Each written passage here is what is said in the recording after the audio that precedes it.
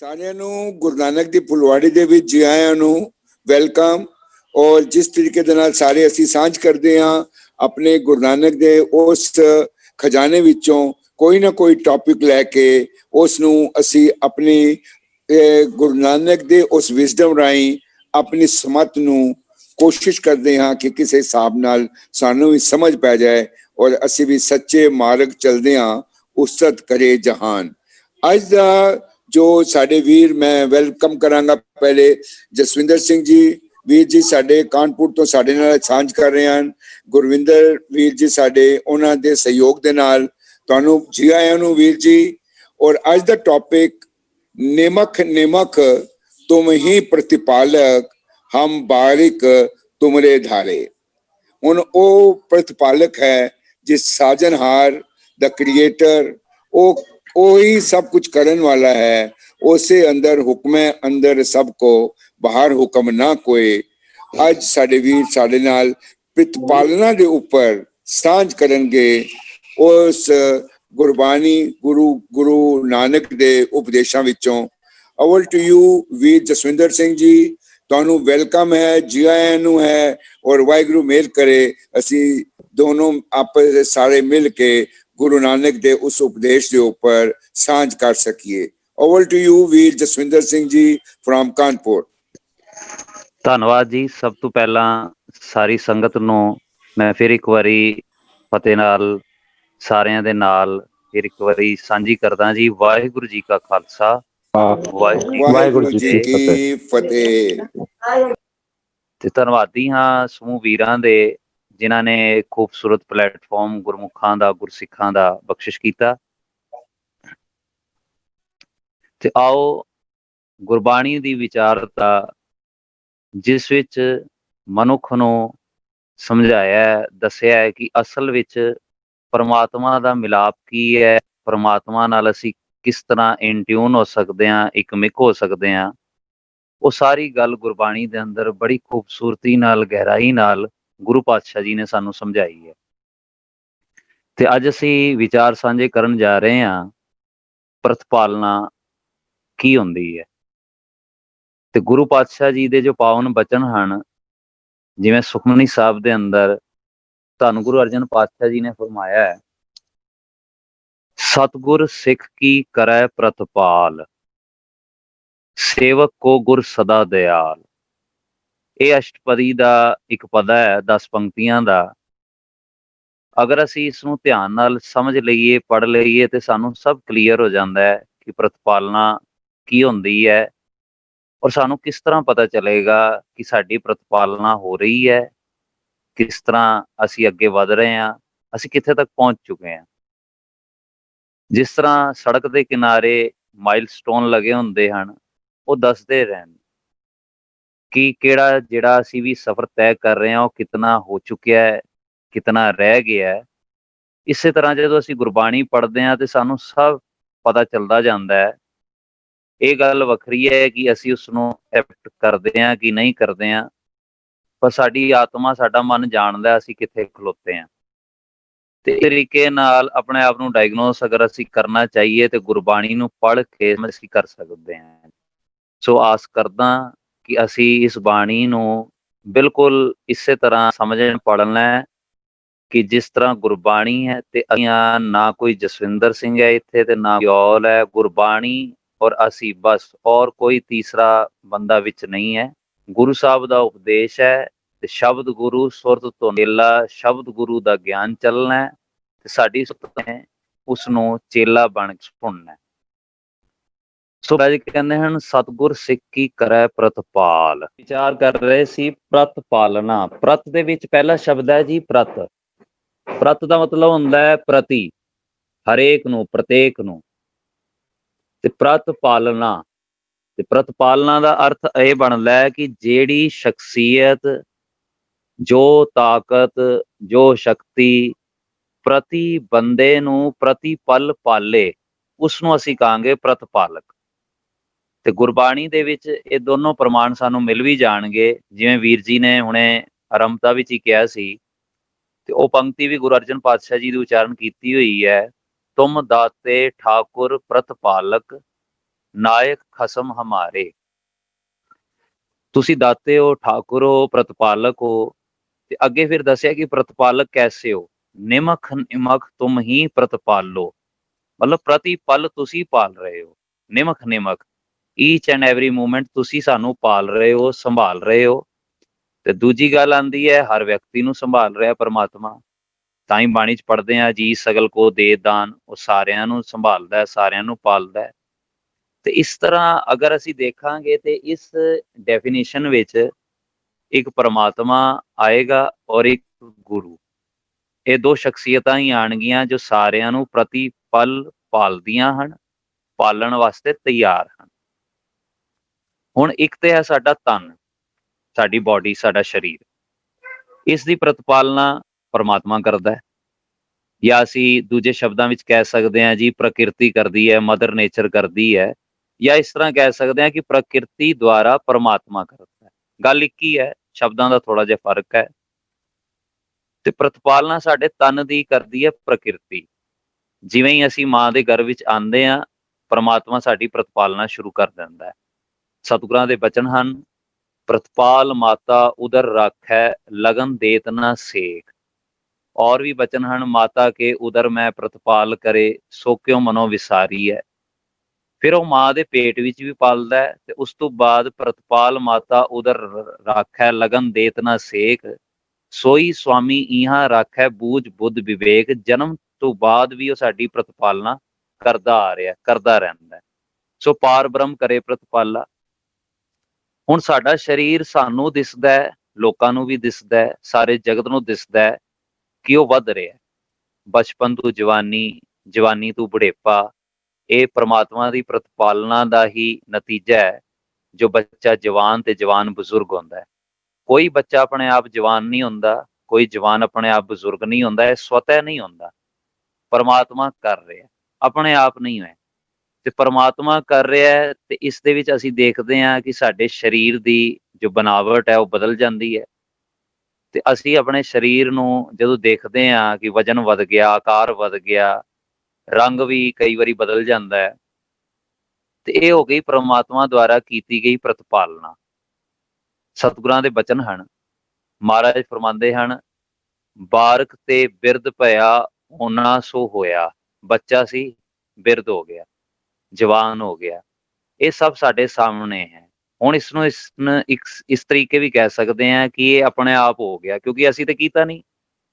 ਕਿਸੇ ਬੱਚੇ ਨੇ ਆਪਣੇ ਆਪ ਨੂੰ ਜਵਾਨ ਨਹੀਂ ਕੀਤਾ, ਕਿਸੇ ਜਵਾਨ ਨੇ ਬਜ਼ੁਰਗ ਨਹੀਂ ਕੀਤਾ। ਜੇ ਸਾਡੇ ਹੱਥ ਵਿੱਚ ਹੁੰਦਾ ਤੇ ਫਿਰ ਜਵਾਨ ਕਦੇ ਵੀ ਬਜ਼ੁਰਗ ਨਾ ਹੁੰਦਾ, ਫਿਰ ਬੰਦਾ ਜਵਾਨੀ ਤੇ ਜਾ ਕੇ ਹੀ ਰੁਕ ਜਾਂਦਾ, ਕਿਉਂਕਿ ਹਰ ਬੱਚਾ ਜਵਾਨ ਤੇ ਹੋਣਾ ਚਾਹੁੰਦਾ ਹੈ, ਬਜ਼ੁਰਗ ਕੋਈ ਨਹੀਂ ਹੋਣਾ ਚਾਹੁੰਦਾ। ਸੋ ਇਹ ਸਾਡੇ ਹੱਥ ਵਿੱਚ ਤੇ ਹੈ ਨਹੀਂ, ਇਹ ਕੁਦਰਤ ਦਾ ਬਣਾਇਆ ਹੋਇਆ ਇੱਕ ਨਿਯਮ, ਪਰਮਾਤਮਾ ਦੀ ਬਣਾਈ ਹੋਈ ਇੱਕ ਸ੍ਰਿਸ਼ਟੀ ਜਿਸ ਵਿੱਚ ਇਹ ਨਿਯਮ ਚੱਲ ਰਹੇ ਹਨ, ਇਹ ਚੱਲ ਰਿਹਾ। ਆਸਾ ਕੀ ਵਾਰ ਵਿੱਚ ਬੜੇ ਖੂਬਸੂਰਤ ਬਚਨ ਹਨ ਗੁਰੂ ਨਾਨਕ ਪਾਤਸ਼ਾਹ ਜੀ ਦੇ, ਜੇ ਜਰਵਾਣਾ ਪਰ ਹਰੈ, ਜਰ ਵੇਸ ਕਰੇਂਦੀ ਆਈ ਹੈ।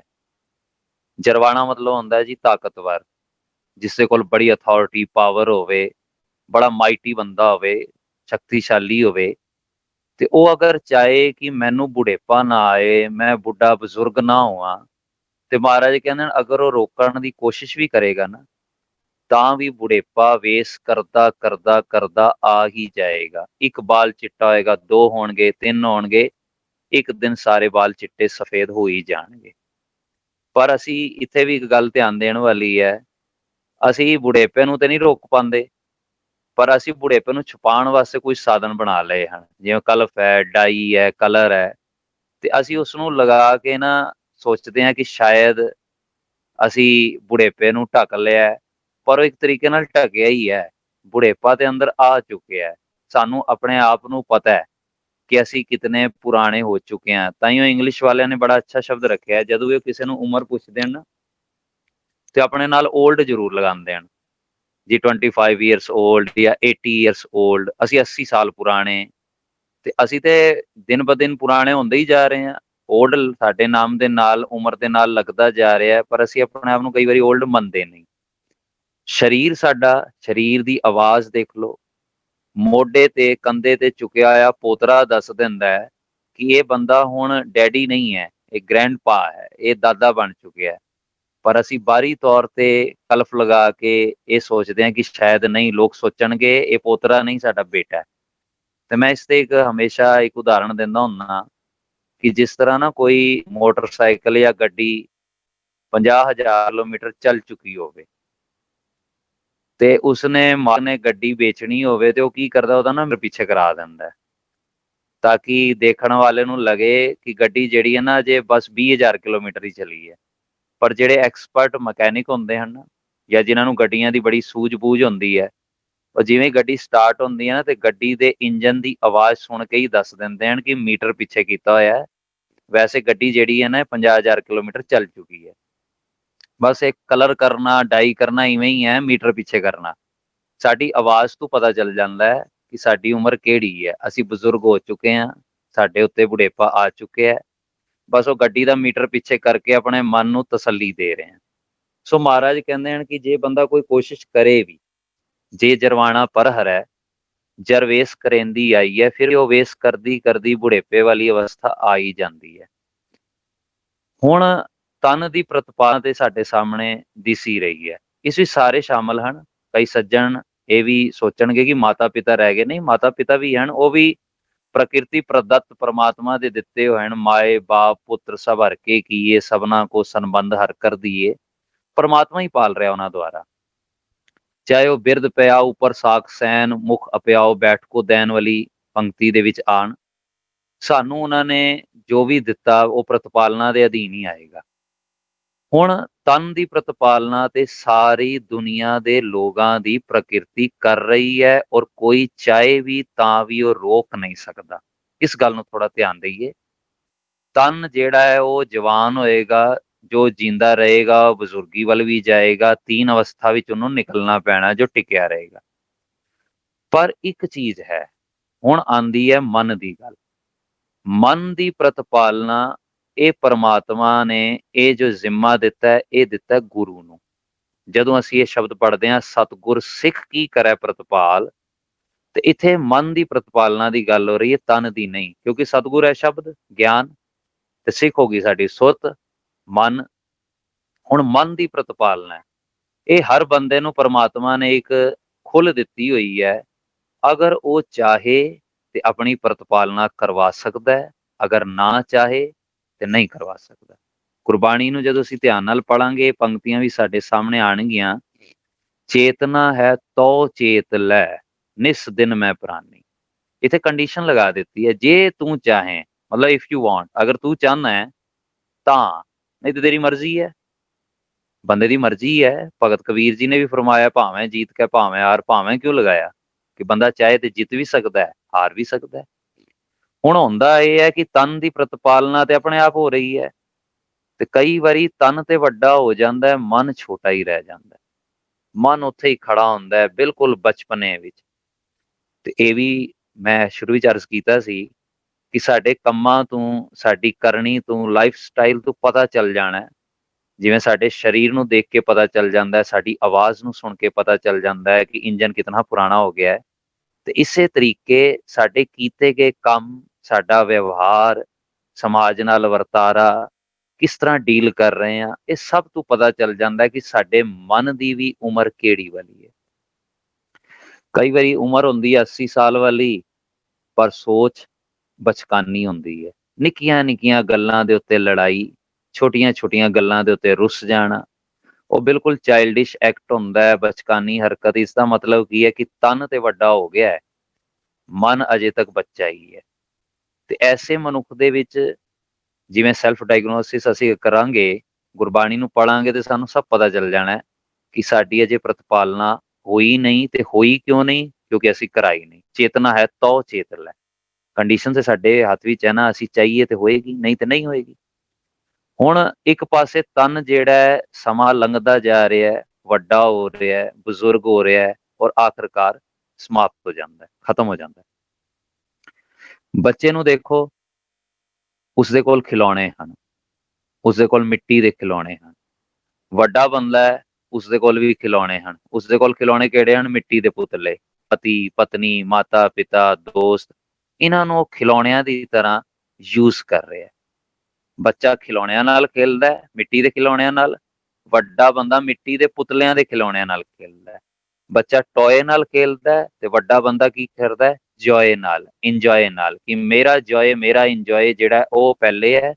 ਤੇ ਇਸ ਵਾਸਤੇ ਉਹ ਕਿਸੇ ਨੂੰ ਵੀ ਕਿਸੇ ਹੱਦ ਤੱਕ ਵਰਤ ਸਕਦਾ ਹੈ, ਇਸਤੇਮਾਲ ਕਰ ਸਕਦਾ ਹੈ। ਇਹ ਵੱਡਾ ਸਰੀਰ ਕਰਕੇ, ਮਨ ਕਰਕੇ ਇਹ ਅਜੇ ਵੱਡਾ ਨਹੀਂ ਹੋਇਆ।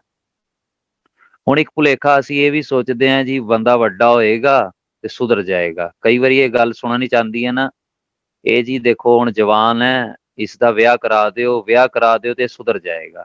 ਪਰ ਕੀ ਗਾਰੰਟੀ ਹੈ ਕਿ ਇਹ ਵਿਆਹ ਹੋ ਕੇ ਵੀ ਸੁਧਰੇ ਨਾ ਸੁਧਰੇ। ਕਈ ਵਾਰੀ ਅਸੀਂ ਕਹਿੰਦੇ ਹਾਂ ਜੀ ਇਸ ਨੂੰ ਦੂਸਰੀ ਜਗ੍ਹਾ ਭੇਜ ਦਿਓ, ਉੱਥੇ ਜਾ ਕੇ ਸੁਧਰ ਜਾਏਗਾ। ਜਿਹੜਾ ਬੰਦਾ ਨਹੀਂ ਸੁਧਰਨਾ ਚਾਹੁੰਦਾ ਉਹ ਕਿਤੇ ਵੀ ਨਹੀਂ ਸੁਧਰੇਗਾ।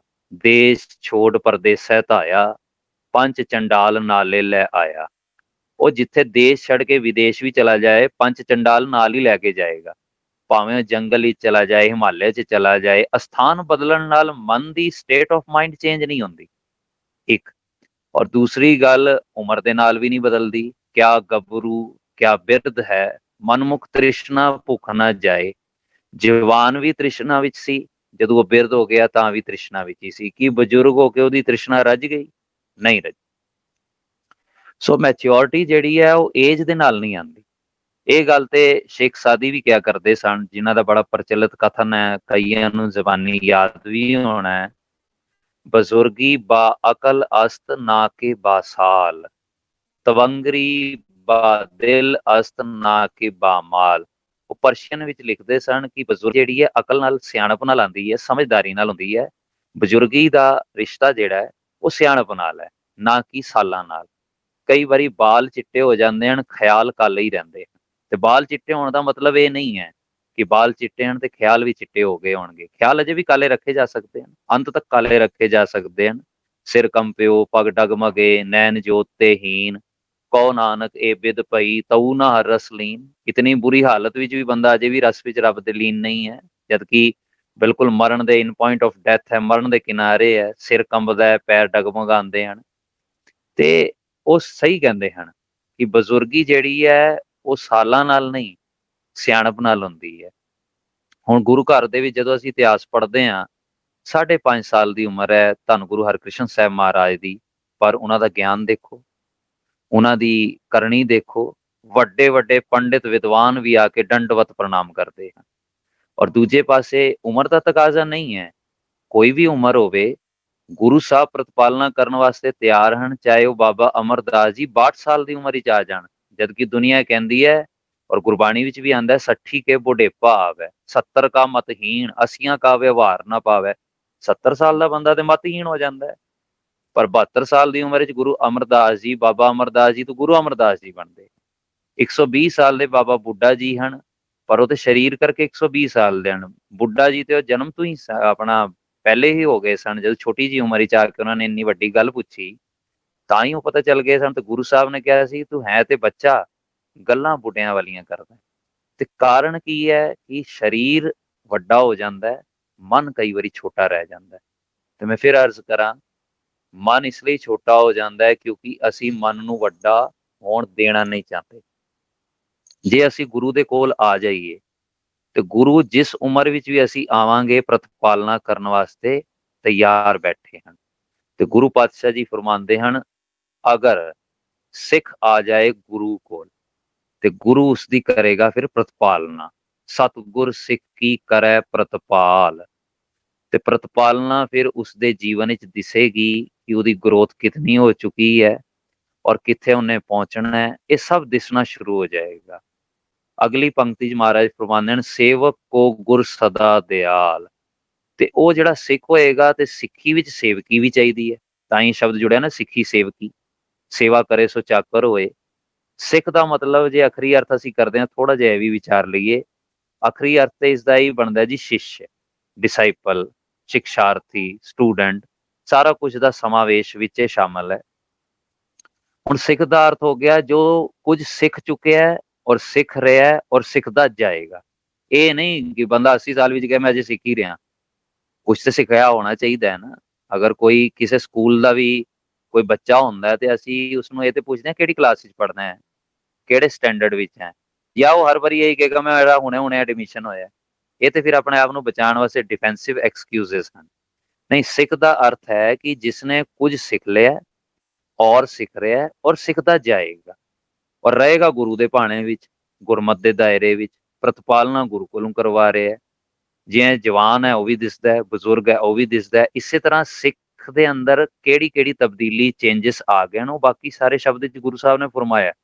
ਗੁਰਬਾਣੀ ਬਿਲਕੁਲ ਜੁੜ ਕੇ ਚੱਲਦੀ ਹੈ, ਇੱਕ ਕੰਟੈਕਟ ਵਿੱਚ ਚੱਲਦੀ ਹੈ, ਅਲੱਗ ਅਲੱਗ ਨਹੀਂ ਹੈ। ਗੁਰਬਾਣੀ ਸਾਰੀ ਇੱਕ ਹੀ ਲੜੀ ਵਿੱਚ ਪਰੋਈ ਹੋਈ ਹੈ। ਸੇਵਕ ਕੋ ਗੁਰ ਸਦਾ ਦਿਆਲ, ਪ੍ਰਤਪਾਲਨਾ ਜਿਸ ਦੀ ਹੋ ਰਹੀ ਹੈ ਉਹ ਸੇਵਕ ਹੋਏਗਾ ਤੇ ਉਸਨੂੰ ਪਤਾ ਚੱਲੇਗਾ ਗੁਰੂ ਤੇ ਸਦਾ ਦਿਆਲ ਹੈ। ਅਸੀਂ ਕਈ ਵਾਰੀ ਦਾ ਅਰਥ ਇਹ ਕਰ ਜਾਂਦੇ ਜੀ ਸੇਵਕਾਂ ਵਾਸਤੇ ਦਿਆਲ ਹੈ, ਗੁਰੂ ਬਾਕੀਆਂ ਵਾਸਤੇ ਦਿਆਲ ਨਹੀਂ ਹੈ। ਨਹੀਂ, ਗੁਰੂ ਤੇ ਸਾਰਿਆਂ ਵਾਸਤੇ ਦਿਆਲ ਹੈ। ਪਰ ਜਦੋਂ ਅਸੀਂ ਸੇਵਕ ਬਣ ਜਾਂਦੇ ਹਾਂ ਤਾਂ ਸਾਨੂੰ ਰਿਅਲਾਈਜ਼ ਹੁੰਦਾ ਕਿ ਗੁਰੂ ਤੇ ਸਦਾ ਦਿਆਲ ਸੀ, ਉਹਦੀ ਤੇ ਬਾਰਿਸ਼ ਹਮੇਸ਼ਾ ਹੋ ਰਹੀ ਸੀ, ਮੈਂ ਹੀ ਆਉਣ ਵਿੱਚ ਦੇਰ ਕਰ ਦਿੱਤੀ। ਤੇ ਜਦੋਂ ਮੈਂ ਨਹੀਂ ਸੀ ਆਇਆ ਗੁਰਦੁਆਰੇ, ਨਹੀਂ ਆਇਆ ਸੀ ਗੁਰੂ ਗ੍ਰੰਥ ਸਾਹਿਬ ਦੀ ਸ਼ਰਨ, ਨਹੀਂ ਸੀ ਬਾਣੀ ਪੜ੍ਹੀ, ਤਾਂ ਵੀ ਦਿਆਲ ਸੀ। ਤੇ ਸੇਵਕ ਕੋ ਗੁਰ ਸਦਾ ਦਿਆਲ, ਤੇ ਫਿਰ ਸੇਵਕ ਦੇ ਉੱਤੇ ਦਿਆਲਤਾ ਇਹ ਹੋਈ ਕਿ ਸੇਵਕ ਨੇ ਜਿਹੜੀ ਘਾਲਣਾ ਘਾਲਣੀ ਸ਼ੁਰੂ ਕੀਤੀ, ਗੁਰੂ ਨੇ ਉਸਨੂੰ ਰੰਗ ਲਗਾ ਦਿੱਤਾ।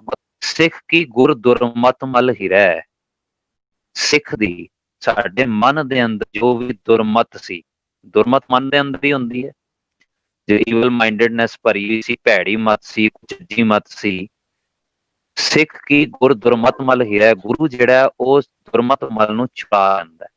ਗੁਰੂ ਵੀ ਚੋਰ ਹੈ, ਪਰ ਗੁਰੂ ਕਿਸ ਚੀਜ਼ ਦਾ ਚੋਰ ਹੈ? ਇੱਕ ਤੇ ਕਹਿੰਦਾ ਚਿੱਤ ਚੋਰ, ਹਾਰਟ ਸਟੀਲਰ, ਤੇ ਇੱਕ ਗੁਰੂ ਸਾਡੀ ਮੈਲੀ ਮਤ ਨੂੰ, ਮੈਲੇ ਵਿਚਾਰਾਂ ਨੂੰ ਚੁਰਾ ਲੈਂਦਾ ਹੈ। ਇਸ ਪੰਕਤੀ ਨੂੰ ਅਸੀਂ ਇਸ ਤਰ੍ਹਾਂ ਵੀ ਸਮਝ ਸਕਦੇ ਹਾਂ, ਜਿਉਂ ਅੰਧੇਰਾ ਦੀਪਕ ਬਾਲੀ ਹੈ, ਕਿਉਂ ਗੁਰ ਗਿਆਨ ਅਗਿਆਨ ਤਜਾਏ। ਗਿਆਨ ਦੇ ਨਾਲ ਅਗਿਆਨ ਨੂੰ ਅਸੀਂ ਦੂਰ ਕਰ ਸਕਦੇ ਹਾਂ, ਕਿਉਂਕਿ ਗੁਰੂ ਦਾ ਅਰਥ ਹੀ ਇਹ ਬਣਦਾ ਹੈ ਕਿ ਜਿਹੜੀ ਸ਼ਖਸੀਅਤ, ਜਿਹੜਾ ਉਹ ਗਿਆਨ ਸਾਨੂੰ ਅੰਧੇਰੇ ਤੋਂ ਰੋਸ਼ਨੀ ਵੱਲ ਲੈ ਜਾਏ। ਤੇ ਗੁਰੂ ਦੇ ਅਰਥ ਵਿੱਚ ਦੋਨੋਂ ਚੀਜ਼ਾਂ ਆ ਰਹੀਆਂ, ਅਗਿਆਨਤਾ ਔਰ ਗਿਆਨ। ਤੇ ਗੁਰਬਾਣੀ ਜਗ ਮੈਂ ਚਾਨਣ ਕਰਮ ਵਸੈ ਮਨ ਆਏ, ਤੇ ਗੁਰਬਾਣੀ ਦੀ ਰੋਸ਼ਨੀ ਦੇ ਨਾਲ ਸਾਡੇ ਮਨ ਦੀ ਜਿਹੜੀ ਦੁਰਮਤ ਸੀ, ਅਗਿਆਨਤਾ ਸੀ, ਉਹ ਦੂਰ ਹੋ ਗਈ। ਸਿੱਖ ਕੀ ਗੁਰ ਦੁਰਮਤ ਮਲ ਹਿਰੈ, ਗੁਰ ਬਚਨੀ ਹਰ ਨਾਮ ਉਚਰੈ। ਇਹ ਚੇਂਜਸ ਸਿੱਖ ਦੇ ਅੰਦਰ ਜਦੋਂ ਆਣੇ ਸ਼ੁਰੂ ਹੋ ਜਾਣਗੇ ਤੇ ਇੱਥੋਂ ਪਤਾ ਚੱਲਦਾ ਹੈ ਕਿ ਉਹਦੀ ਪ੍ਰਤਪਾਲਨਾ ਸ਼ੁਰੂ ਹੋ ਚੁੱਕੀ ਹੈ। ਪਹਿਲੇ ਤੇ ਬੁੱਧ ਬਦਲ ਜਾਏਗੀ, ਇਹ ਉਹਦੀ ਗਰੋਥ ਹੈ। ਜੋ ਕਹਿੰਦੇ ਨਾ ਕਿ ਦਿਖਿਆ ਨਹੀਂ ਤੇ ਸਮਝੋ ਉਹਨੇ ਕੁਝ ਸਿੱਖਿਆ ਨਹੀਂ, ਦਿਖਣਾ ਚਾਹੀਦਾ ਹੈ। ਤੇ ਸਾਡੇ ਜੀਵਨ ਵਿੱਚ ਲਾਈਫ ਸਟਾਈਲ ਤੋਂ ਦਿਸ ਜਾਂਦਾ ਹੈ, ਬੱਚੇ ਦੀ ਡਰੈਸ ਦੇਖ ਕੇ, ਉਹਦੀਆਂ ਬੁੱਕਸ ਦੇਖ ਕੇ, ਉਹਦੇ ਆਉਣ ਜਾਣ ਦੇ ਸਾਧਨ ਦੇਖ ਕੇ ਪਤਾ ਚੱਲ ਜਾਂਦਾ ਹੈ ਕਿ ਉਹ ਕਨਵੈਂਟ ਸਕੂਲ ਵਿੱਚ ਪੜ੍ਹ ਰਿਹਾ ਹੈ, ਕਿਹੜੇ ਸਕੂਲ ਵਿੱਚ ਪੜ੍ਹਿਆ, ਉਹਦੀ ਬੋਲੀ ਤੋਂ ਪਤਾ ਚੱਲ ਜਾਂਦਾ ਹੈ। ਇਸੇ ਤਰੀਕੇ ਸਾਡੇ ਜੀਵਨ ਵਿੱਚ ਵੀ ਸਾਨੂੰ ਵੀ ਦਿਸੇਗਾ, ਦੂਸਰਿਆਂ ਨੂੰ ਵੀ ਦਿਸੇਗਾ ਕਿ ਅਸੀਂ ਕਿੱਥੇ ਪਹੁੰਚ ਚੁੱਕੇ ਹਾਂ, ਸਾਡੀ ਕਿੰਨੀ ਗਰੋਥ ਹੋ ਚੁੱਕੀ ਹੈ, ਇਹ ਸਭ ਦਿਸੇਗਾ। ਤੇ ਮਹਾਰਾਜ ਕਹਿੰਦੇ ਹਨ, ਸਿੱਖ ਕੀ ਗੁਰ ਦੁਰਮਤ ਮਲ ਹਿਰੈ। ਇੱਕ ਤੇ ਉਹਦੇ ਕੋਲ ਦੁਰਮਤ ਨਹੀਂ ਹੋਏਗੀ, ਈਵਲ ਮਾਈਂਡਡਨੈਸ ਜਿਹੜੀ ਹੋਏਗੀ ਉਹ ਬਿਲਕੁਲ ਨਹੀਂ ਹੋਏਗੀ। ਉਹਦੇ ਕੋਲ ਸਿਰਫ ਸੁਮਤ ਹੋਏਗੀ, ਗੁਰਮਤ ਹੋਏਗੀ, ਸੋਹਣੀ ਮਤ ਹੋਏਗੀ, ਕਿਉਂਕਿ ਗੁਰੂ ਨੇ ਉਹਦੀ ਦੁਰਮਤ ਚੁਰਾ ਲਈ ਹੈ। ਹੁਣ ਇੱਥੇ ਚੁਰਾਨ ਦਾ ਵੀ ਥੋੜਾ ਥੋੜਾ ਜਿਹਾ ਨਾਲ ਅਸੀਂ ਸਮਝਦੇ ਜਾਈਏ। ਦੁਨੀਆ ਵਿੱਚ ਕੋਈ ਪਦਾਰਥ ਚੁਰਾਉਂਦਾ ਹੈ, ਕੋਈ ਧਨ ਚੁਰਾਉਂਦਾ ਹੈ, ਇੱਕ ਚੋਰ ਹੁੰਦਾ ਉਹ ਸ਼ਰਮਾ ਕੇ ਆਉਂਦਾ ਹੈ। ਚੋਰ ਥੋੜਾ ਸ਼ਰਮਾਉਂਦਾ ਹੈ, ਚੋਰ ਕੋਸ਼ਿਸ਼ ਕਰਦਾ ਹੈ ਮੈਂ ਅੰਧੇਰੇ ਵਿੱਚ ਜਾਵਾਂ, ਛੁਪ ਕੇ ਜਾਵਾਂ। ਡਾਕੂ ਸ਼ਰਮਾਂਦਾ ਨਹੀਂ ਹੈ, ਡਾਕੂ ਦਿਨ ਦਿਹਾੜੇ ਡੇ ਲਾਈਟ ਵਿੱਚ ਆਉਂਦਾ ਹੈ ਔਰ ਸਿੱਧੀ ਗਨ ਪੁਆਇੰਟ ਦੇ ਉੱਤੇ ਆਪਣਾ ਆ ਕੇ ਰੱਖਦਾ ਕਿਸੇ ਦੇ ਸਿਰ ਤੇ ਬੰਦੂਕ ਔਰ ਕਹਿੰਦਾ ਸਾਰਾ ਮਾਲ ਪਾਣੀ ਕੱਢ ਦਿਓ ਜੋ ਹੈ। ਚੋਰੀ ਉਹ ਵੀ ਕਰਦਾ ਹੈ, ਇੱਕ ਡਕੈਤ ਕਰ ਰਿਹਾ, ਇੱਕ ਚੋਰੀ ਕਰ ਰਿਹਾ। ਕੋਈ ਤਨ ਦਾ ਵੀ ਚੋਰ ਹੁੰਦਾ ਜਿਸਨੂੰ ਅਸੀਂ ਬਲਾਤਕਾਰੀ ਕਹਿ ਦਿੰਦੇ ਹਾਂ, ਇੱਜ਼ਤ ਦਾ ਚੋਰ ਹੁੰਦਾ ਹੈ। ਇੱਥੇ ਤੱਕ ਦੇਖਿਆ ਗਿਆ ਕਿ ਕਈ ਲੋਕ ਡਿਜ਼ਾਈਨ ਵੀ ਚੁਰਾ ਲੈਂਦੇ ਨੇ, ਕਿਸੇ ਦਾ ਆਰਕੀਟੈਕਟ ਹੋਏਗਾ, ਕਿਸੇ ਦੂਸਰੇ ਡਿਜ਼ਾਈਨ ਚੁਰਾ ਲੈਂਦਾ। ਔਰ ਮੈਂ ਥੋੜਾ ਅਰਜ਼ ਕਰਾਂ ਤੇ ਕਈ ਲੋਕ ਕਿਸੇ ਦੀ ਕਥਾ ਵੀ ਚੁਰਾ ਲੈਂਦੇ ਨੇ, ਕਈ ਲੋਕ ਸੰਗੀਤ ਦੇ ਵਿੱਚ ਧੁਨ ਵੀ ਚੁਰਾ ਲੈਂਦੇ ਨੇ, ਟਿਊਨ ਕੰਪੋਜੀਸ਼ਨ ਵੀ ਚੁਰਾ ਲੈਂਦੇ ਨੇ। ਤੇ ਇਹ ਚੋਰੀਆਂ ਚੱਲਦੀਆਂ ਜਾਂਦੀਆਂ। ਜੇ ਅਸੀਂ ਗੱਲ ਕਰੀਏ ਤੇ ਗੁਰੂ ਇਹ ਚੋਰੀਆਂ ਨਹੀਂ ਕਰਦਾ, ਇਹ ਬਹੁਤ ਹਲਕੀਆਂ ਤੇ ਇੱਕ ਤਰੀਕੇ ਨਾਲ ਚੀਪ ਚੀਜ਼ਾਂ ਹਨ। ਗੁਰੂ ਕੀ ਚੋਰੀ ਕਰਦਾ ਹੈ? ਦੁਰਮਤ ਮਲ ਹਿਰੈ, ਸਿਰਫ ਦੁਰਮਤ ਮਲ ਨੂੰ, ਮੈਲ ਨੂੰ ਹਿਰ ਲੈਂਦਾ। ਤੇ ਤਬਦੀਲੀ ਇਹ ਆਂਦੀ ਹੈ ਕਿ ਜਿਹੜਾ ਸਿੱਖ ਹੈ ਫਿਰ ਗੁਰ ਬਚਨੀ ਹਰ ਨਾਮ ਉਚਰੈ, ਗੁਰੂ ਦੇ ਬਚਨਾਂ ਰਾਹੀਂ ਉਸਦੇ ਮੁਖ ਚੋਂ ਪਰਮਾਤਮਾ ਦੀ ਨਾਮ ਮਤਲਬ ਅੱਛੀ ਗੱਲ, ਸੋਹਣੀ ਵਿਚਾਰ ਹੀ ਨਿਕਲਦੀ ਹੈ। ਪਹਿਲੇ ਉਹਦੇ ਮੁਖ ਚੋਂ ਗਾਲਾਂ ਨਿਕਲਦੀਆਂ ਸਨ, ਲੱਖ ਚੋਰੀਆਂ, ਲੱਖ ਜਾਰੀਆਂ, ਲੱਖ ਕੁੜੀਆਂ, ਲੱਖ ਗਾਲ। ਉਹ ਕੀ ਸੀ? ਦੁਰਮਤ ਸੀ। ਦੁਰਮਤ ਜਦੋਂ ਸਾਡੇ ਅੰਦਰ ਹੋਏਗੀ ਤੇ ਮਾਲੀ ਮਲ ਹੋਏਗਾ। ਫਿਰ ਬਿਰਥਾ ਨਾਮ ਬਿਨਾ ਤਨ ਅੰਧ, ਮੁਖ ਆਵਤ ਤਾਂ ਕਹਿ ਦੁਰਗੰਧ।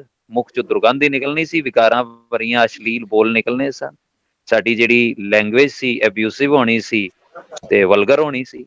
ਹੁਣ ਕੀ ਹੋਇਆ ਕਿ ਗੁਰਬਚਨੀ ਹਰ ਨਾਮ ਉਚਰੈ, ਉਹਦੇ ਮੁਖ ਚੋਂ ਰੱਬ ਦਾ ਨਾਮ ਨਿਕਲੇਗਾ, ਰੱਬ ਦਾ ਸ਼ੁਕਰ ਨਿਕਲੇਗਾ, ਭਲੇ ਬੋਲ ਬੋਲੇਗਾ, ਸ਼ੁਭ ਬਚਨ ਬੋਲ ਗੁਣ ਅਮੋਲ, ਜਾਂ ਸੰਤ ਜਨਾ ਸੁਨੈ ਸ਼ੁਭ ਬਚਨ, ਫਿਰ ਸਤ ਬਚਨ ਸਾਧੂ ਸਭ ਕਹਿਤ, ਉਹ ਸਤ ਬਚਨ ਕਹੇਗਾ, ਜੋ ਬੋਲੇਗਾ ਰੱਬ ਦੇ ਭਾਣੇ ਵਿੱਚ ਭਾਵ ਵਿੱਚ ਬੋਲੇਗਾ, ਗੁਰਬਚਨੀ ਹਰ ਨਾਮ ਉਚਰੈ। ਫਿਰ ਅਗਲੀ ਪੰਕਤੀ ਆਇਆ, ਸਤਿਗੁਰ ਸਿੱਖ ਕੇ ਬੰਧਨ ਕਾਟੈ। ਇਹ ਬੰਧਨ ਕੱਟਣਾ ਹੀ ਸਾਡੀ ਪ੍ਰਤਪਾਲਨਾ ਹੈ। ਤੇ ਬੰਧਨ ਇਹ ਪੰਜ ਹਨ, ਕਾਮ ਕ੍ਰੋਧ ਲੋਭ ਮੋਹ ਅਹੰਕਾਰ, ਇਹਨਾਂ ਨੂੰ ਹੀ ਵਿਕਾਰ ਕਿਹਾ, ਇਹਨਾਂ ਨੂੰ ਹੀ ਬੰਧਨ ਕਿਹਾ। ਸਾਰਾ ਕੁਝ ਇਹਨਾਂ ਪੰਜਾਂ ਦੇ ਅਧੀਨ ਹੀ ਹੁੰਦਾ ਹੈ। ਪਾਪ ਕਰੈ ਪੰਜਾਂ ਕੇ ਬਸਰੇ, ਜਿਤਨੇ ਪਾਪ ਹੁੰਦੇ ਨੇ ਇਹਨਾਂ ਪੰਜਾਂ ਬੰਧਨਾਂ ਦੇ ਵਿੱਚ ਪੈ ਕੇ ਹੀ ਹੁੰਦੇ ਹਨ। ਤੇ ਮਹਾਰਾਜ ਕਹਿੰਦੇ ਹਨ ਕਿ ਸਤਿਗੁਰ ਸਿੱਖ ਕੇ ਬੰਧਨ ਘਟ ਹੈ, ਗੁਰ ਕਾ ਸਿੱਖ ਵਿਕਾਰ ਤੇ ਹਟ ਹੈ। ਇੱਕ ਇੱਕ ਗੱਲ ਨੂੰ ਨੋਟ ਕਰਨਾ ਕਿ ਗੁਰੂ ਦਾ ਸਿੱਖ ਵਿਕਾਰਾਂ ਤੋਂ ਹਟ ਜਾਂਦਾ, ਉਹ ਇੱਕ ਕਿਨਾਰੇ ਹੋ ਜਾਂਦਾ, ਹੁਣ ਅਵੋਇਡ ਕਰਦਾ, ਉਹ ਚੀਜ਼ਾਂ ਨਹੀਂ ਕਰਦਾ। ਪਹਿਲੇ ਉੱਥੇ ਖੜਾ ਹੁੰਦਾ ਸੀ, ਬਿਨ ਸਿਮਰਨ ਗਰਦਬ ਕੀ ਨਿਆਈ, ਸਾਕਤ ਥਾਨ ਭਰਿਸ਼ਟ ਫਿਰਾਈ। ਹੁਣ ਭਰਿਸ਼ਟ ਜਗ੍ਹਾ ਤੇ ਉਹ ਜਾਂਦਾ ਨਹੀਂ, ਉਸ ਜਗ੍ਹਾ ਤੇ ਜਾ ਕੇ ਭ੍ਰਿਸ਼ਟਾਂ ਵਾਲੇ ਕੰਮ ਨਹੀਂ ਕਰਦਾ, ਹਟ ਗਿਆ ਨਾ। ਇਹ ਸਾਰੀ ਉਹਦੀ ਪ੍ਰਤਪਾਲਨਾ ਦਿਸ ਰਹੀ ਹੈ। ਸਤਿਗੁਰ ਸਿੱਖ ਕੋ ਨਾਮ ਧਨ ਦੇ, ਸਤਿਗੁਰ ਨੇ ਸਿੱਖ ਨੂੰ ਨਾਮ ਧਨ ਦੇ ਦਿੱਤਾ ਹੈ। ਗਿਆਨ ਦੇ ਰਾਹੀਂ ਸਾਡੇ ਜੀਵਨ ਵਿੱਚ ਗੁਣਾਂ ਦਾ ਖਜ਼ਾਨਾ ਆ ਗਿਆ, ਗੁਣ ਹੀ ਗੁਣ ਆ ਗਏ, ਨਾਮ ਧਨ ਆ ਗਿਆ, ਰੱਬ ਦੀ ਯਾਦ, ਰੱਬ ਦਾ ਸਮਰਨ, 24 ਘੰਟੇ ਰੱਬ ਯਾਦ ਰਹਿੰਦਾ, ਭੁੱਲਦਾ ਨਹੀਂ ਹੈ। ਸਤਿਗੁਰ ਸਿੱਖੋ ਨਾਮ ਧਨ ਦੇ, ਗੁਰ ਕਾ ਸਿੱਖ ਵਡਭਾਗੀ ਹੈ। ਹੁਣ ਇਹ ਦੋ ਵਾਰੀ ਇੱਥੇ ਸ਼ਬਦ ਆਇਆ, ਗੁਰ ਕਾ ਸਿੱਖ ਵਿਕਾਰ ਤੇ ਹਟ ਹੈ, ਗੁਰ ਕਾ ਸਿੱਖ ਵਡਭਾਗੀ ਹੈ। ਹੁਣ ਜੇ ਸਾਨੂੰ ਕੋਈ ਪੁੱਛੇ ਤੁਸੀਂ ਸਿੱਖ ਹੋ ਤੇ ਕਿਸ ਦੇ ਸਿੱਖ ਹੋ, ਸਿੱਖ ਦਾ ਅਰਥ ਤੇ ਆ ਗਿਆ ਸੀ, ਡਿਸਾਈਪਲ ਆ, ਸਟੂਡੈਂਟ ਆ, ਵਿਦਿਆਰਥੀ ਆ, ਮੁਰੀਦ ਆ। ਤੇ ਅੱਗੇ ਸ਼ਬਦ ਅਸੀਂ ਕੋਈ ਪੁੱਛੇ ਜਿਸਨੂੰ ਇਹ ਅਰਥ ਵੀ ਪਤਾ ਹੋਵੇ ਕਿ ਸਿੱਖ ਦਾ ਅਰਥ ਸ਼ਿਸ਼ ਹੁੰਦਾ ਹੈ, ਤੇ ਸਵਾਲ ਇਹ ਆਉਂਦਾ ਕਿ ਕਿਸ ਦੇ ਸਿੱਖ ਹਾਂ। ਤੇ ਸਾਡਾ ਫਿਰ ਜਵਾਬ ਇਹੀ ਹੋਣਾ ਚਾਹੀਦਾ, ਗੁਰੂ ਦੇ ਸਿੱਖ ਹਾਂ, ਗਿਆਨ ਦੇ ਮਾਰਗ ਤੇ ਚੱਲਣ ਵਾਲੇ ਅਸੀਂ ਪੰਥੀ ਹਾਂ। ਗਿਆਨ ਦੇ ਅਨੁਸਾਰ ਜੀਣ ਵਾਲਾ ਵਿਅਕਤੀ, ਉਹਨੂੰ ਕਹਿੰਦਾ ਗੁਰਸਿੱਖ। ਗੁਰ ਕੈ ਸਿੱਖ ਸਤਿਗੁਰੂ ਤੇ ਆਇਆ। ਤੇ ਗੁਰ ਕਾ ਸਿੱਖ ਵਿਕਾਰ ਤੇ ਹਟ ਹੈ, ਜੋ ਗਿਆਨਵਾਨ ਹੋਏਗਾ ਉਹ ਵਿਕਾਰਾਂ ਤੋਂ ਹਟਿਆ ਹੋਏਗਾ, ਉਹ ਹਟਣਾ ਹੀ ਦੱਸਦਾ ਹੈ ਕਿ ਇਹ ਗਿਆਨਵਾਨ ਹੈ। ਸੋ ਗੁਰ ਕਾ ਸਿੱਖ ਵਡਭਾਗੀ ਹੈ, ਤੇ ਐਸਾ ਮਨੁੱਖ ਵੱਡੇ ਭਾਗਾਂ ਵਾਲਾ ਹੋ ਜਾਂਦਾ ਹੈ, ਉਹ ਸਭ ਤੋਂ ਜ਼ਿਆਦਾ ਵੈਰੀ ਫੋਰਚੂਨੇਟ ਹੁੰਦਾ ਹੈ। ਤੇ ਅਖੀਰਲੀ ਪੰਕਤੀ ਚ ਮਹਾਰਾਜ ਫਰਮਾਉਂਦੇ ਹਨ ਕਿ ਇੱਕ ਗੁਰੂ ਨੇ ਜਦੋਂ ਸਾਡੇ ਉੱਤੇ ਕਿਰਪਾ ਕੀਤੀ, ਸਾਡੀ ਪ੍ਰਤਪਾਲਨਾ ਕੀਤੀ, ਵਿਕਾਰਾਂ ਤੋਂ ਸਾਨੂੰ ਹਟਾ ਦਿੱਤਾ, ਦੁਰਮਤ ਮਲ ਸਾਡੀ ਹਿਰ ਲਈ, ਸਾਡੇ ਮੁਖ ਚੋਂ ਰੱਬ ਦਾ ਨਾਮ ਨਿਕਲਣਾ ਸ਼ੁਰੂ ਹੋ ਗਿਆ, ਬੰਧਨ ਸਾਡੇ ਕੱਟੇ ਗਏ। ਤੇ ਫਿਰ ਅੱਗੇ ਮਹਾਰਾਜ ਕਹਿੰਦੇ ਨੇ ਸਾਡਾ ਅੱਜ ਵੀ ਸਵਰ ਗਿਆ ਤੇ ਸਾਡਾ ਆਉਣ ਵਾਲਾ ਕੱਲ ਵੀ, ਪ੍ਰੈਜ਼ੈਂਟ ਤੇ ਫਿਊਚਰ। ਮਹਾਰਾਜ ਕਹਿੰਦੇ ਹਨ ਸਤਿਗੁਰ ਜਿਹੜਾ ਸੀ, ਸਤਿਗੁਰ ਨੇ ਕਿਰਪਾ ਕੀਤੀ, ਹਲਤ ਤੇ ਪਲਤ ਦੋਨੇ ਸਵਾਰ ਦਿੱਤੇ। ਸਤਿਗੁਰ ਸਿੱਖ ਕੇ ਬੰਧਨ ਘਟ ਹੈ, ਗੁਰ ਕਾ ਸਿੱਖ ਵਿਕਾਰ ਤੇ ਹਟ ਹੈ। ਸਤਿਗੁਰ ਸਿੱਖੋ ਨਾਮ ਧਨ ਦੇ, ਗੁਰ ਕਾ ਸਿੱਖ ਵਡਭਾਗੀ ਹੈ। ਤੇ ਮਹਾਰਾਜ ਕਹਿੰਦੇ ਹਨ ਇਤ ਉਤ ਜਿਹੜੀ ਸੀ ਨਾ ਗੱਲ, ਤੇ ਜੀ ਨਾਲ ਸਮਾਰੈ, ਇਹਨਾਂ ਦੋਨਾਂ ਗੱਲਾਂ ਨੂੰ ਥੋੜਾ ਜਿਹਾ ਧਿਆਨ ਦੇਣਾ ਪਏਗਾ ਕਿ ਗੁਰੂ ਜੋ ਵੀ ਕੰਮ ਕਰਦਾ ਹੈ ਨਾ, ਉਹ ਫਾਰਮੈਲਿਟੀ ਨਹੀਂ ਕਰਦਾ। ਉਹ ਕਦੇ ਵੀ ਗੁਰੂ ਇਹ ਨਹੀਂ ਹੈ ਕਿ ਅੱਜ ਇਹਨਾਂ ਨੂੰ ਸਵਾਰ ਦਿੱਤਾ, ਕੱਲ ਨਹੀਂ ਸਵਾਰਨਾ, ਪੈਸੇ ਜ਼ਿਆਦਾ ਆ ਗਏ ਘੱਟ ਆ ਗਏ, ਐਸਾ ਕੋਈ ਮਤਲਬ ਨਹੀਂ। ਗੁਰੂ ਨੇ ਜੋ ਵੀ ਕੰਮ ਕਰਨਾ ਉਹ ਦਿਲ ਤੋਂ ਕਰਨਾ ਹੈ, ਕਿਉਂਕਿ ਗੁਰੂ ਦਾ ਇਹ ਫਰਜ਼ ਹੈ, ਗੁਰੂ ਨਿਭਾਉਂਦਾ ਹੈ। ਤੇ ਗੁਰੂ ਨੇ ਕਦੇ ਵੀ ਪੱਖਪਾਤ ਨਹੀਂ ਕੀਤਾ, ਗੁਰੂ ਨੇ ਕਦੇ ਵੀ ਪੈਸੇ ਨੂੰ ਮੁੱਖ ਨਹੀਂ ਰੱਖਿਆ, ਚਾਹੇ ਉਹ ਗੁਰੂ ਸਾਹਿਬਾਨ ਹੋਣ, ਚਾਹੇ ਉਹ ਗਿਆਨ ਗੁਰੂ ਹੋਵੇ, ਉਹਨਾਂ ਨੇ ਸਾਰਿਆਂ ਨੂੰ ਸਵਾਰਿਆ ਹੀ ਸਵਾਰਿਆ, ਹਲਤ ਪਲਤ ਦੋਨੋਂ ਸਵਾਰ ਦਿੱਤੇ ਹਨ। ਤੇ ਮਹਾਰਾਜ ਕਹਿੰਦੇ ਹਨ ਦੋਨੋਂ ਚੀਜ਼ਾਂ, ਸਾਡਾ ਅੱਜ ਵੀ ਤੇ ਸਾਡਾ ਕੱਲ ਵੀ, ਦੋਨੋਂ ਗੁਰੂ ਨੇ ਸਵਾਰ ਦਿੱਤੇ ਹਨ। ਸ਼ਬਦ ਦੇ ਵਿੱਚ ਇਹ ਸਾਰੀ ਗੱਲ ਗੁਰੂ ਸਾਹਿਬ ਨੇ ਸਮਝਾਈ ਹੈ। ਤੇ ਅਸੀਂ ਆਪਣੇ ਜੀਵਨ ਨੂੰ ਦੇਖੀਏ, ਸਾਡੀ ਪ੍ਰਤਪਾਲਨਾ ਕਿਤਨੀ ਹੋ ਚੁੱਕੀ ਹੈ, ਤੇ ਸਾਡੇ ਹੱਥ ਵਿੱਚ ਹੈ। ਗੁਰੂ ਸਾਹਿਬ ਨੇ ਤਾਂ ਹੀ ਕਿਹਾ ਕਰਮੀ ਆਪੋ ਆਪਣੀ, ਕੇ ਨੇੜੇ ਕੇ ਦੂਰ, ਆਪਣੇ ਆਪਣੇ ਕਰਮ ਹਨ। ਅਗਰ ਅਸੀਂ ਚਾਹੀਏ ਤੇ 80 ਸਾਲ ਵਿੱਚ ਵੀ ਬੱਚੇ ਹੀ ਬਣੇ ਰਹਿ ਸਕਦੇ ਹਾਂ, ਤੇ ਜੇ ਅਸੀਂ ਚਾਹੀਏ ਤੇ 5.5 ਸਾਲ ਵਿੱਚ ਵੀ ਸਾਨੂੰ ਬਜ਼ੁਰਗੀ ਮਿਲ ਸਕਦੀ ਹੈ। ਭਾਈ ਨੰਦ ਲਾਲ ਸਿੰਘ ਜੀ ਨੇ ਵੀ ਲਿਖਿਆ, ਗਰ ਬਜ਼ੁਰਗੀ ਬਾਇਦਤ ਕੁਨ ਬੰਦਗੀ, ਜੇ ਬਜ਼ੁਰਗੀ ਚਾਹੁੰਦਾ, ਜੇ ਚਾਹੁੰਦਾ ਮੈਚਿਓਰ ਹੋਣਾ ਤੇ ਬੰਦਗੀ ਕਰ। ਤੇ ਬੰਦਗੀ ਬਿਨਾਂ ਗੁਣਾ ਤੇ ਹੁੰਦੀ ਨਹੀਂ, ਵਿਣ ਗੁਣ ਕੀਤੇ ਭਗਤ ਨਾ ਹੋਏ। ਗਰ ਬਜ਼ੁਰਗੀ ਬਾਇਦਤ ਕੁਨ ਬੰਦਗੀ, ਵਰਨਾ ਆਖਰ ਮੇਕਸ਼ੀ ਸ਼ਰਮਿੰਦਗੀ, ਨਹੀਂ ਤੇ ਅਖੀਰ ਵਿੱਚ ਸ਼ਰਮਿੰਦਾ ਹੀ ਹੋਣਾ ਪਏਗਾ, ਪਛਤਾਣਾ ਹੀ ਪਏਗਾ।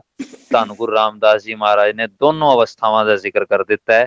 ਮੇਰੇ ਰਾਮ ਹਮ ਬਾਰਕ ਹਰ ਪ੍ਰਭ ਕੇ ਹੈ ਇਆਣੇ, ਧੰਨ ਧੰਨ ਗੁਰੂ ਗੁਰ ਸਤਿਗੁਰ ਪਾਂਧਾ, ਜਿਨ ਹਰ ਉਪਦੇਸ਼ ਦੇ ਕੀਏ ਸਿਆਣੇ, हे ਮੇਰੇ RAM, ਅਸੀਂ ਪਰਮਾਤਮਾ ਦੇ ਬੜੇ ਅਣਜਾਣ ਬੱਚੇ ਸੀ, ਪਰ ਗੁਰੂ ਨੇ ਸਾਨੂੰ ਪਾਂਦੇ ਨੇ, ਟੀਚਰ ਨੇ ਸਿਆਣਾ ਕਰ ਦਿੱਤਾ, ਐਸਾ ਉਪਦੇਸ਼ ਦਿੱਤਾ ਕਿ ਅਸੀਂ ਇਗਨੋਰੈਂਟ ਤੋਂ ਹੁਣ ਸਿਆਣੇ ਵਾਈਸ ਬਣ ਗਏ ਹਾਂ। ਤੇ ਵਾਈਸ ਹੋਣਾ ਹੀ ਇਸ ਗੱਲ ਦੀ ਨਿਸ਼ਾਨੀ ਹੈ ਕਿ ਸਾਡੀ ਗੁਰੂ ਨੇ ਪ੍ਰਤਪਾਲਨਾ ਕਰ ਦਿੱਤੀ ਹੈ ਜੀ। ਇਹ ਸਾਰਾ ਕੁਝ ਇਸ ਸ਼ਬਦ ਵਿੱਚ ਗੁਰੂ ਸਾਹਿਬ ਨੇ ਸਾਨੂੰ ਸਮਝਾਇਆ ਜੀ। ਇਤਨੀਆਂ ਵਿਚਾਰਾਂ ਪ੍ਰਵਾਨ ਕਰਨੀਆਂ ਹੋਈਆਂ, ਭੁੱਲਾਂ ਚੁੱਕਾਂ ਦੀ ਖਿਮਾ। ਵਾਹਿਗੁਰੂ ਜੀ ਕਾ ਖਾਲਸਾ, ਵਾਹਿਗੁਰੂ ਜੀ ਕੀ ਵਾਹਿਗੁਰੂ ਜੀ ਕੀ ਫਤਿਹ। ਫਤਿਹ।